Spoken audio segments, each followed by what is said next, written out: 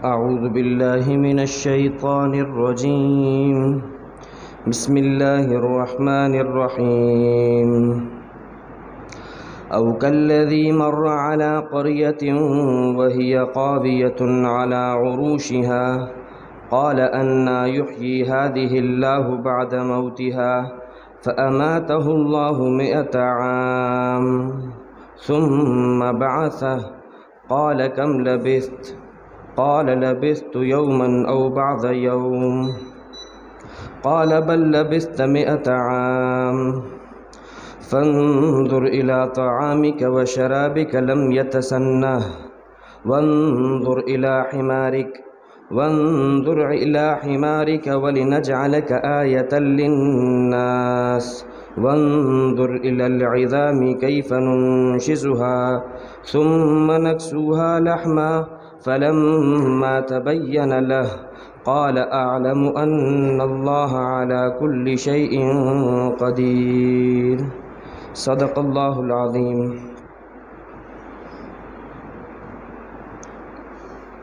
یا جیسے اس شخص کو جانتے ہیں آپ جو کہ گزرے تھے ایک بستی کے پاس سے اس حال میں کہ بستی اپنی چھتوں پر گری ہوئی تھی، تو کہنے لگے کہ اللہ اس بستی کو اس کے مر جانے کے بعد کیسے زندہ کرے گا. چنانچہ اللہ تعالیٰ نے انہیں موت دے دی 100 سال تک، پھر انہیں دوبارہ اٹھایا. پوچھا اللہ نے آپ کتنے عرصے تک سوئے رہے؟ تو کہنے لگے میں 1 دن یا بلکہ آدھا دن. اللہ نے کہا نہیں بلکہ آپ 100 سال تک سوتے رہے. لہٰذا دیکھیے اپنے کھانے کو اور اپنے پینے کو، وہ خراب نہیں ہوا، اور دیکھیے اپنے گدھے کو، اور ہم آپ کو لوگوں کے لیے ایک نشانی بنا دیں گے. دیکھیے آپ ہڈیوں کو، ہم کس طرح ان کو اٹھائیں گے اور کس طرح ان کے اوپر گوشت کو چڑھائیں گے. جب ان کے سامنے معاملہ بالکل واضح ہو گیا تو کہہ پڑے میں جان گیا کہ اللہ تعالیٰ ہر چیز پر مکمل قدرت رکھنے والا ہے. سورۃ البقرہ کی آیت نمبر 259 آپ کے سامنے تلاوت ہوئی. دعا فرمائیے اللہ تعالیٰ آیت کا صحیح مفہوم عرض کرنے کی توفیق عطا فرمائے، آمین. یہ تیسرے پارے کا دوسرا رکوع چل رہا ہے. تیسرے پارے کے پہلے رکوع میں اللہ تعالیٰ نے اپنی وحدانیت، اپنے نبیوں کو جو رسالت دی اور آخرت کے 3 عقائد بیان فرمائے تھے، اور یہ بات بیان فرمائی تھی کہ دیکھو آخری رکوع کے اندر میں جو آخری بات آئی تھی وہ یہ تھی کہ دیکھو جو ایمان لے آئے گا اس کی رکھوالی کرنے والا میں ہوں گا، اور جو کفر اپنائے گا، جو طاغوتی طاقتوں کے پیچھے چلے گا تو اس کی رکھوالی کرنے والے شیطان ہوں گے. اور وہ کیا رکھوالی کریں گے؟ کچھ بھی نہیں ہوگا. جیسے کہ قرآن کریم دوسرے مقام پہ سورہ عنکبوت میں فرماتا ہے جن لوگوں نے اللہ کے علاوہ پر سہارے لیے ہوئے ہیں ان کے سہاروں کی مثال ایسی ہے جیسے کہ مکڑی کے جالا ہو اور مکڑی کے جالے میں کوئی اپنا گھر بنائے. تو مکڑی کے جالے میں کیا چیز ہے؟ کچھ بھی نہیں ہے، وہ مکڑی ہی. تو فرمایا کہ جو شخص ایسا کر رہا ہے تو اللہ کے علاوہ کا سہارا لیا ہے، گویا کہ اس نے گھر بنانے کی کوشش کر رہا ہے مکڑی کے جالے پر. کسی قسم کا کوئی فائدہ نہیں ہوگا، اس سہارے کی کوئی حقیقت نہیں. لیکن جو اللہ کی ذات کے اوپر کو مان لے گا، اس کی مان کے چلے گا تو اللہ اس کی رکھوالی کرے گا. اور کیسی رکھوالی کرے گا؟ اس رکھوالی کرنے کی مثالیں اللہ تعالیٰ اس رکوع میں بیان فرما رہے ہیں. تو اس رکوع کے اندر 3 آیاتیں، رکوع نمبر 35. ان 3 آیات میں 3 واقعات، اور 3 واقعات 3 مثالیں اس بات کی کہ اللہ کس طریقے سے رکھوالی کرتا ہے. تو پہلی آیت میں پہلا واقعہ آپ کے سامنے کل آ چکا، جس میں اللہ تعالیٰ نے بیان فرمایا کہ ہم نے کس طریقے سے ابراہیم اپنے خلیل کی رکھوالی کی. کہاں؟ نمرود کے دربار میں. نمرود جو کہ وقت کا بادشاہ تھا، خدائی کا دعویٰ کرنے والا تھا، اور وہ کافر حکمران تھا کہ جس نے پوری دنیا پر حکومت کی. لیکن اس کے دربار میں ابراہیم علیہ السلام نے ہماری توحید کی، ہماری وحدانیت کے دلائل دیے. تو کس طریقے سے ہم نے اس کی رکھوالی کی؟ ایک کافر بادشاہ ان کی دلیل کو توڑ رہا ہے تو وہ ایسی ان کی دلیل کو اپنی جہالت اور اپنے ضد کی وجہ سے اس کو ماننے کو تیار نہیں، تو اللہ تعالیٰ نے ان کے دل میں کیسی دوسری دلیل ڈال دی کہ کافر ہکا بکا رہ گیا. چنانچہ کل آپ کے سامنے آیا تھا، ابراہیم علیہ السلام نے کہا میرا رب وہ ہے جو کہ زندگی بھی دیتا ہے اور موت بھی دیتا ہے. یہ اللہ تعالیٰ کی وحدانیت کی سب سے اونچی دلیل ہے، اس میں کسی قسم کا کوئی شک و شبہ نہیں. لیکن وہ جاہل تھا، وہ بیوقوف تھا، وہ وہ ضدی تھا، وہ کہنے لگا یہ تو میں بھی کر سکتا ہوں، لہٰذا بے گناہ کو قتل کر دیا، گناہ گار کو چھوڑ دیا۔ تو کہا دیکھو ایک کو زندگی دے دی، ایک کو موت دے دی۔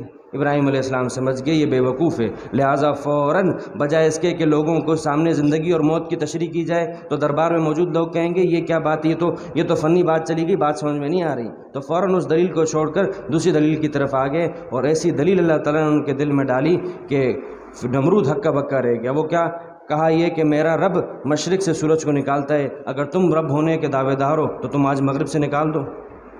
اب یہ سنتے ہی نمرود ہکا بکا رہ گیا، اس کی سٹی گم ہو گئی، اس کے طوطے اڑ گئے کہ اس بات کا کیا جواب ہوگا۔ تو پھر اس کے بعد کیا ہوا، اس کے بعد جب چنانچہ ابراہیم علیہ السلام نے اس موقع پہ فرمایا تھا کہ دیکھو میں جس رب کی دعوت دے رہا ہوں اس کو مان لو، تم جنت میں داخل ہوگے ورنہ تم جہنم میں جاؤ گے۔ تو کہا جنت کس چیز کا نام ہے، جہنم کس چیز کا نام ہے؟ تو بتایا جنت ایسی ہوتی ہے، جہنم ایسی ہوتی ہے۔ تو کہا میں نہیں مانتا، میں اپنی جنت خود بناؤں گا اور جہنم خود بناؤں گا، اس جہنم میں تمہیں ڈالوں گا۔ لہٰذا نمرود نے ابراہیم علیہ السلام کے لیے آگ تیار کروائی، تاریخی طور پر ثابت، تاریخی روایات میں آتا ہے 6 مہینے تک آگ کو جلوایا تھا، اتنی سخت قسم کے لکڑیوں کے پہاڑ جمع کیے گئے تھے، اتنی بلند آگ تھی کہ خود ڈالنے کے لیے فکر مند تھے کہ ڈالیں گے کس طرح، لہٰذا ایک غلیل تیار کروائی گئی تھی اور اس سے ابراہیم علیہ السلام کو ڈالا گیا تھا۔ لیکن اللہ اس موقع پہ بھی فرماتے ہیں دیکھو ہم نے اپنے بندوں کی رکھوالی کس طرح کی کہ جو آگ نمرود نے ابراہیم علیہ السلام کے لیے تیار کی تھی، اللہ تعالیٰ نے اسی آگ کو جو گل و گلزار بنا دیا۔ کونی بردم و سلام علی ابراہیم، اے آگ میرا مہمان آ رہا ہے، تم نے اس کے لیے سلامتی والا اور ایک ٹھنڈک والا بن جانا ہے۔ اور جو اس نے اپنے لیے جنت تیار کی تھی، 40 دن بھی نہیں گزرے تھے کہ اس جنت کے تیار ہونے سے پہلے ہی اللہ تعالیٰ نے اس کو کس طریقے سے اس کا عبرتناک انجام کیا۔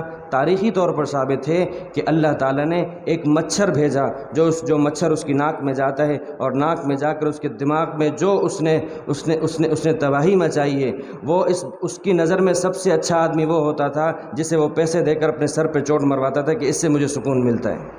تو اللہ کیا بتا رہے ہیں کہ دیکھو رکھوالی کرنے والا میں ہوں، کہ میرا ابراہیم تھا جو میری مان کے چلا، میری ذات کی دعوت دے رہا تھا، تو آگ میں جانے کے باوجود بھی ہم نے اس کی رکھوالی کی۔ اور نمرود جو کہ بادشاہ وقت تھا، جو کہ پوری دنیا پر حکومت کر رہا تھا، اس کو ایک مچھر کے ذریعے سے 40 دن کے اندر اس کی موت ہو جاتی ہے، اور جو جنت تیار کروانے کی فکر کر رہا تھا اس جنت میں جانے کا داخلہ بھی اس کو داخلے کا موقع بھی نہیں ملتا۔ تو یہ تو ایک واقعہ تھا جس میں اللہ تعالیٰ نے بیان فرمایا کہ ہم ایمان والوں کی رکھوالی کرتے ہیں اور کافروں کو انہی کے معبودوں کے حوالے کر دیتے ہیں، لہٰذا کچھ بھی نہیں ہوتا ان کا۔ آگے اللہ تعالیٰ دوسرا واقعہ بیان فرما رہے ہیں، اور اس دوسرے واقعے میں ایک شخصیت ہیں جن کا اللہ تعالیٰ نے نام نہیں لیا۔ تاریخی طور پر بنی اسرائیل کی تاریخ سے یہ بات معلوم ہوتی ہے، اور خود صحابہ اکرام رضوان اللہ تعالیٰ علیہم اجمعین، حضرت علی رضی اللہ عنہ، حضرت عبداللہ ابن عباس، کئی حضرات صحابہ اکرام فرماتے ہیں آگے جو آیت آ رہی ہے اس کا تعلق حضرت عزیر علیہ السلام سے ہے، تو کسی سے بھی ہو لیکن ہمیں اس واقعے سے جو سبق حاصل کرنا ہے وہ دیکھنا ہے۔ چنانچہ ہم حضرت عزیر علیہ السلام ہی کے حوالے سے دیکھتے ہیں۔ واقعہ کیا ہوا؟ واقعہ یہ ہوا کہ حضرت عزیر علیہ السلام یہ حضرت موسیٰ علیہ السلام کے کافی عرصے کے بعد یہ نبی مقرر ہوئے تھے بنی اسرائیل کی قوم پر۔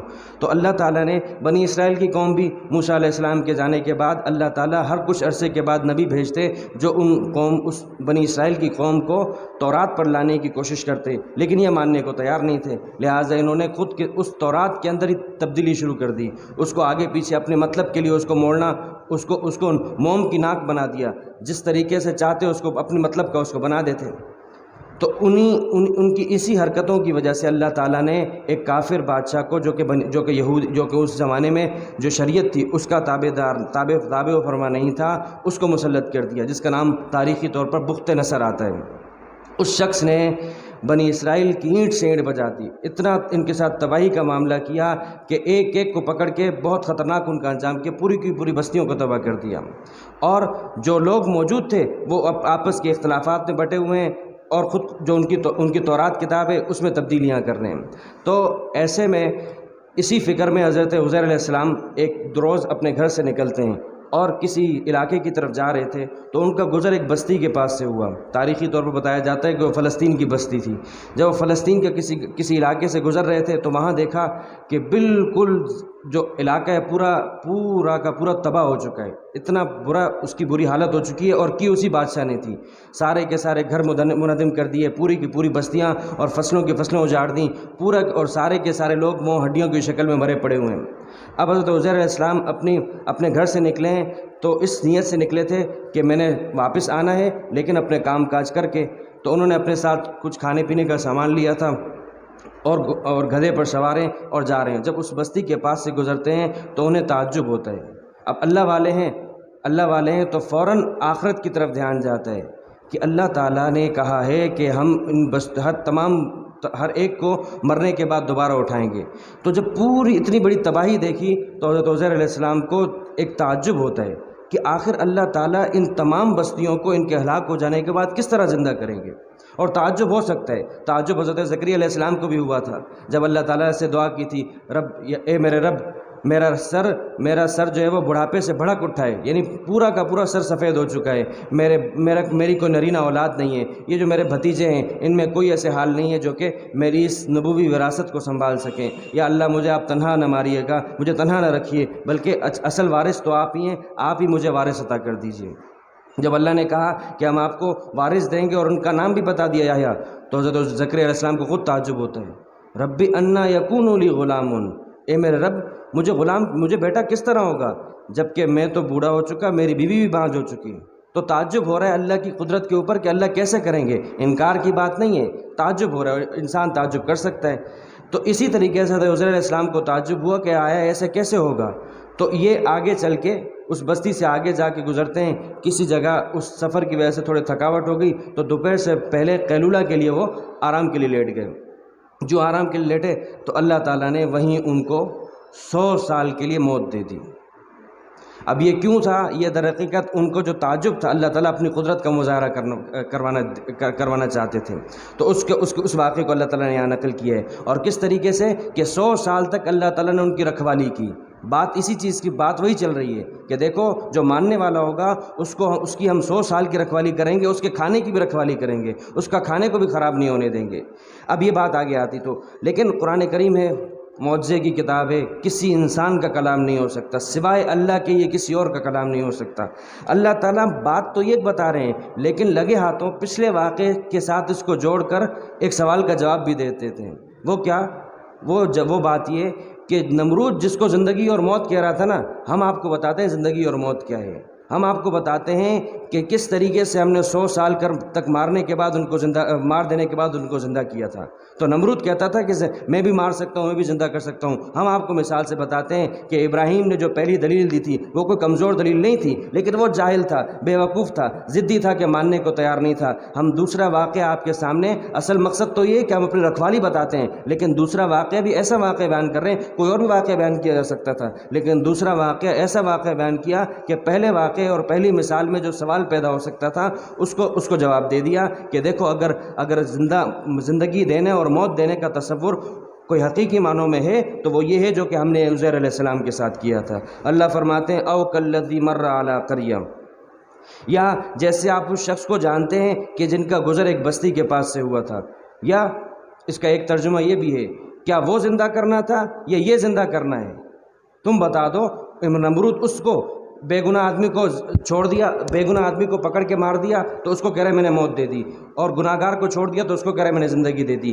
وہ زندہ کرنا اور مارنا ہے یا یہ زندہ کرنا اور مارنا ہے؟ تم خود ہی فیصلہ کر لو کہ اس کی دلیل کتنی بوگس، اس نے اس دلیل کو کتنے بوگس طریقے سے توڑا تھا۔ او کالذی مر علی قریہ، یا وہ کہ جو کہ گزرے تھے ایک بستی کے پاس سے، نہ گزرنے والے کا نام بتایا، نہ بستی کا نام بتایا، نہ زمانے کا نام بتایا۔ کیا کرو گے تم اس کو؟ کوئی فائدہ نہیں ہے۔ جو اصل واقعہ ہے وہ دیکھو کہ وہی خاویۃ علی عروشہا، اس طور پر کہ بستی اس قدر تباہ ہو چکی تھی کہ چھتیں گر چکی ہیں اور چھتوں کے اوپر دیواریں آ چکی ہیں۔ یہ تباہی کی بہت بڑی صورت ہوتی ہے کہ پہلے چھت گر جائے اور اس تباہی کے اندر پھر چھت کے اوپر جو ہے دیوار آ کے گرے۔ تو فرمایا وہی خاویۃ علی عروشہا، پوری کی پوری بستی اپنی چھتوں پر گری ہوئی تھی۔ تو جب عزیر علیہ السلام وہاں سے گزرتے ہیں فرمایا انا یحیی ہذہ اللہ بعد موتہا، کیسے تعجب فرما رہے ہیں کیسے اللہ تعالیٰ اس بستی کو اس کے مر جانے کے بعد دوبارہ زندہ کریں گے۔ اسی وقت اللہ تعالیٰ نے فَأَمَاتَهُ اللَّهُ مِئَةَ عَامٍ، اللہ تعالیٰ نے اس بندے کو، اس نیک بندے کو 100 سال کے لیے موت دے دی۔ اور 100 سال کے لیے، 100 سال کا مطلب کیا؟ کتنے ہزاروں دن گزرے ہوں گے۔ ان ہزاروں دنوں کے اندر ان کے جسم کو درندوں سے بچایا، ان کے جسم کو کیڑے لگنے سے بچایا، ان کے جسم کو زمین کے کھانے سے بچایا، کس کس طریقے سے اس کی رکھوالی کی ہوگی۔ تو 100 سال بہت بڑی بات ہوتی ہے۔ تو فرمایا جب جیسے اٹھتے ہیں 100 سال گزر چکے، قال کم لبثت، تو عزیر علیہ السلام اللہ تعالیٰ پوچھتے ہیں عزیر بتاؤ کتنے عرصے تک رہے؟ تو وہ جب اٹھتے ہیں تو دیکھا سورج جو ہے وہ غروب ہونے کے قریب پہنچ چکا ہے۔ تو کہا کہ اگر وہی دن ہے تو پہلے کہا ایک دن، جتنی میری گہری نیند سویا ہوں مجھے لگتا ہے میں پورا ایک دن سویا ہوں، یعنی 24 گھنٹے سویا ہوں۔ لیکن جب آسمان کی طرف دیکھا تو خیال آیا کہ جب میں سویا تھا اس وقت سورج تھا بیچ میں، اب آ چکا ہے درمیان میں، تو لگتا ہے میں آدھا دن سویا ہوں۔ تو انہیں شک ہے کہ یا تو میں پہلے تو کہا کہ میں ایک دن سویا ہوں، نہیں بلکہ میں آدھا دن سویا ہوں۔ اللہ فرماتے ہیں بل لبثت مئۃ عام، آپ 100 سال تک رہے، 100 سال تک اسی حال میں رہے۔ اب جو عزیر علیہ السلام سنتے ہیں تو انہیں تعجب ہوتا ہے۔ تو اللہ تعالیٰ کہتے ہیں ٹھہرو، فانظر الی طعامک، اپنا کھانا دیکھو۔ یہ کھانا جب لے کر آئے تھے تو جب سونے سے پہلے کھانے میں کیا تھا قرآن نے بیان نہیں کیا، لیکن تاریخی طور پر آتا ہے کہ سوکھی روٹی تھی، اسی طریقے سے انجیر تھی اور انگور تھا اور پانی تھا۔ انہوں نے سوکھی روٹی کو پانی میں ڈالا کہ تھوڑی دیر میں نرم ہو جائے گی تو میں کھا لوں گا، اور انگور کو پانی میں ڈال دیا تاکہ اس کا ایک نبیذ بن جائے گی، اس کو میں پی لوں گا۔ اللہ تعالیٰ نے فرمایا دیکھو اپنے کھانے کو، تو ایک طرف تو کھانا دکھایا کہ ہم نے جیسی آپ کی حفاظت کی ہے ویسے آپ کے کھانے کی بھی حفاظت کی ہے، کہ کھانا 100 سال تک پڑا رہا، کہ انگور جیسی چیز جب پانی میں چلی جائے تو 3 سے 4 دن میں وہ شراب بن جائے گی، لیکن وہ اپنی اسی حالت میں برقرار رہی، انجیر کی اپنی حالت میں برقرار رہی۔ اس کے بعد اللہ فرماتے انہیں ابھی بھی تھوڑی تعجب ہو رہا ہے، تو اللہ فرماتے ہیں کہ دیکھو اپنے گدھے کی طرف۔ جب گدھے کو دیکھا تو وہاں گدھا نہیں ہے بلکہ ہڈیوں کا ایک برادہ پڑا ہوا ہے۔ ہڈیوں کی وہ حالت ہو چکی ہے کہ اس میں سوراخ ہو چکے ہیں، ان کو کیڑے کھا چکے ہیں۔ اب اللہ فرماتے ہیں کہ فانظر الی طعامک و شرابک لم یتسنہ، دیکھو اپنے کھانے اور پینے کی طرف، یعنی جس کو دوسرے الفاظ میں کہا جائے اپنے لنچ کی طرف دیکھو، کیا لم یتسنہ، جس کو کسی صورت جو کہ خراب نہیں ہوا۔ وانظر الی حمارک، اور دیکھو اپنے گدھے کی طرف۔ ولنجعلک آیۃ للناس، ہم آپ کو لوگوں کے لیے ایک نشانی بنائیں گے، رہتی دنیا تک آپ کو لوگ اسی طریقے سے یاد رکھیں گے کہ اللہ تعالیٰ نے 100 سال کے لیے ایک شخص کو موت دی تھی اور 100 سال کے بعد زندہ کیا تھا۔ کیوں؟ کیونکہ جس طرح اللہ 100 سال کے بعد 100 سال موت دینے کے بعد دوبارہ زندہ کر سکتا ہے، اسی طریقے سے پوری کی پوری دنیا کو آدم علیہ السلام سے لے کر آخری انسان تک ہر ایک کو دوبارہ زندہ کرے گا۔ وَلِنَجْعَلَكَ آیَةً لِلنَّاسِ، اور اب اللہ تعالیٰ دکھاتے ہیں وَانظُرْ إِلَى الْعِظَامِ، دیکھو ہڈیوں کی طرف، كَيْفَ نُنشِزُهَا، ہم ان کو کیسے اٹھائیں گے۔ چنانچہ ایک ہڈی جو ہے وہ جڑنا شروع ہو جاتی ہے، ہڈی اپنی شکل اختیار کرتی ہے، ہڈی کے اوپر جڑنا شروع ہو جاتی ہے، اس کے اوپر گوشت چڑھتا ہے، گوشت کے اوپر کھال چڑھتی ہے، اچانک وہ پورا گدھا تیار ہو جاتا ہے اور اپنی بولی بولتا ہے۔ گدھا جو اپنی آواز نکالتا ہے، جو آواز دیکھتے ہیں تو فوراً ابراہیم عزیر علیہ السلام جب یہ دیکھتے ہیں تو فرمایا فلما تبین لہ، جب ہمارے اس نیک بندے کے سامنے پوری صورتحال واضح ہو گئی تو وہ کہہ اٹھے، کہنے لگے اعلم ان اللہ علی کل شیء قدیر، میں جانتا تو پہلے بھی تھا کہ اللہ، مجھے علم یقین تھا۔ علم کے 3 درجات ہیں، ایک وہ علم ہوتا ہے جو کہ یقین کے درجے کے ساتھ انسان کو حاصل ہو، ایک یقین کا درجہ ہوتا ہے جب انسان آنکھوں سے ایک چیز دیکھ لے، اور ایک یقین کا درجہ ہوتا ہے جب اس کے ساتھ کوئی چیز واقع پیش آ جائے۔ تو فرمایا میں یقینی طور پر جانتا تو تھا لیکن آج دیکھ لیا تو مجھے عین الیقین حاصل ہو گیا ہے، میں نے آنکھوں دیکھا یقین حاصل کر لیا، اور جب کل میں اور بلکہ میرے ساتھ تو یہ چیز خود بخود ہو گئی تو مجھے تو حق الیقین بھی حاصل ہو گیا۔ تو فرمایا میں یقینی طور پر جانتا ہوں کہ اللہ تعالیٰ ہر چیز پر مکمل کی مکمل قدرت رکھنے والا ہے۔ اس کے بعد جب عزیر علیہ السلام وہاں سے جاتے ہیں تو اب یہ بات تاریخی طور پر آتی ہے کہ جب اپنی بستی کو ڈھونڈتے، اب اسی بستی کے پاس سے گزر رہے ہیں، پوری بستی کے حالات تبدیل ہو چکے ہیں، اور کیسے حالات تبدیل ہوئے ہیں؟ پوری بستی علاقے مکینوں سے آباد ہو چکی، وہاں پہ فصلیں تیار ہو چکی۔ اس بستی سے گزرتے ہوئے جب اپنے گھر کو پہنچتے ہیں، اور گھر کو پہنچتے تو سارے وہاں کے حالات بھی تبدیل ہو چکے ہیں۔ تاریخی طور پر آتا ہے گھر کا راستہ پوچھتے جب پہنچے تو اب کیا عالم ہوگا کہ ان کا بیٹا، جس وقت یہ جا رہے تھے تو بیٹا 15-20 سال کا ہوگا اور یہ 40-50 سال کے تھے۔ آج اللہ نے دکھا دیا کہ بیٹا 120 سال کا ہے